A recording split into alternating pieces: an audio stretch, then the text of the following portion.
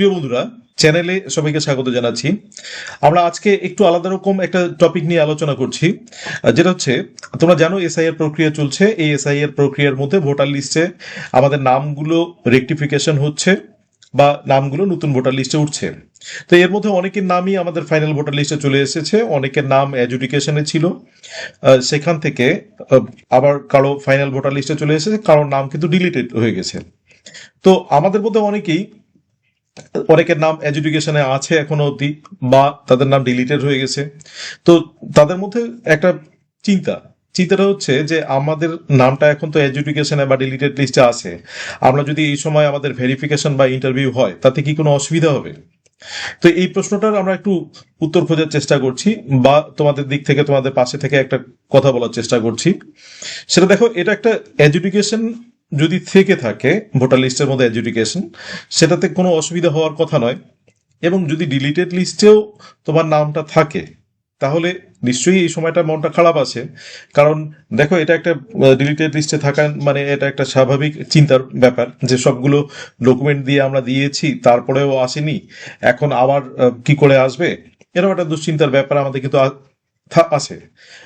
কিন্তু আমি অবশ্যই বলবো, যারা আমাদের বৈধ ভোটার, অর্থাৎ যারা আমাদের দেশের নাগরিক, তাদের যদি কাগজপত্র ঠিক থাকে, অর্থাৎ কাগজপত্র সবারই ঠিক আছে, এটা অস্বীকার করার উপায় নেই। আমাদের যারা বৈধ নাগরিক আছে, খুব যারা একদম হতদরিদ্র পরিবারের কিছু লোক থাকে, তাদের হয়তো সেই কাগজপত্র তারা রাখেনি, এরকম কিছু লোক আছে। তো সেই তাদের কিছুটা অসুবিধা হবে, এই লোকগুলোরই অসুবিধা হবে বিশেষ করে। কিন্তু আমরা যাদের এডুকেটেড, তোমরা অর্থাৎ তোমাদের সবাই ডিগ্রিধারী, ভালো ভালো ডিগ্রি আছে, ভালো ভালো এডুকেটেড, সবারই এই কাগজপত্রগুলো আছে। সুতরাং তোমাদের ভয় পাওয়ার কিছু ব্যাপার নেই। তোমাদের নামগুলো ট্রাইব্যুনালে এখন অ্যাপ্লাই করো, তোমাদের নামগুলো নিশ্চয়ই চলে আসবে। তার জন্য তোমাদের ভয়ের কিচ্ছু নেই। আর এই ভেরিফিকেশন বা ইন্টারভিউ এর ক্ষেত্রে, এটা দেখো, ভেরিফিকেশন বা ইন্টারভিউ এটা অনগোয়িং প্রসেস চলছে। তো এর মধ্যে এখন এই ডিলিটেড লিস্টে যদি থেকেও থাকে, ভোটার লিস্টের ডিলিটেড লিস্টে, সেটাতে কোনো ব্যাপার নেই। কারণ এটা তো ট্রাইব্যুনালে চলে যাওয়া মানেই কিন্তু দেখো একটা বিচারের বিভাগীয় হাতে চলে যাওয়া। এবার যখন বিচার বিভাগীয় প্রক্রিয়ার মধ্যে চলবে, সেটা নিয়ে কিন্তু কখনো ভেরিফিকেশন বা ইন্টারভিউ এর কোনো অসুবিধা হয় না। অর্থাৎ সেটা হতেই পারে, একটা কেস চলতেই পারে, সেটাতে ভেরিফিকেশন বা ইন্টারভিউ কিন্তু কোনো রকম কোনো প্রভাব পড়ে না। এবার যদি কারো কোনো ক্রমে সেই এই আমাদের ট্রাইব্যুনাল থেকেও বাদ যায়, তাহলে সেক্ষেত্রে কিন্তু একটা সমস্যার ব্যাপার। সেক্ষেত্রে কিন্তু আবার প্রসেসিং করে হয়তো আবার একটা এপিলের সুযোগ থাকবে, এরকম একটা জায়গা তৈরি হতে পারে, তখন সেটা একটা অসুবিধার ব্যাপার।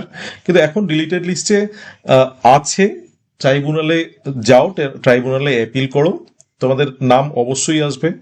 আমরা আমাদের সব সহনাগরিকরা তোমাদের পাশে আছি। তোমরা যারা বৈধ ভোটার আছো, তাদের নিঃসন্দেহে তোমরা থাকো, নিশ্চিন্তে থাকো, সবারই নাম উঠবে।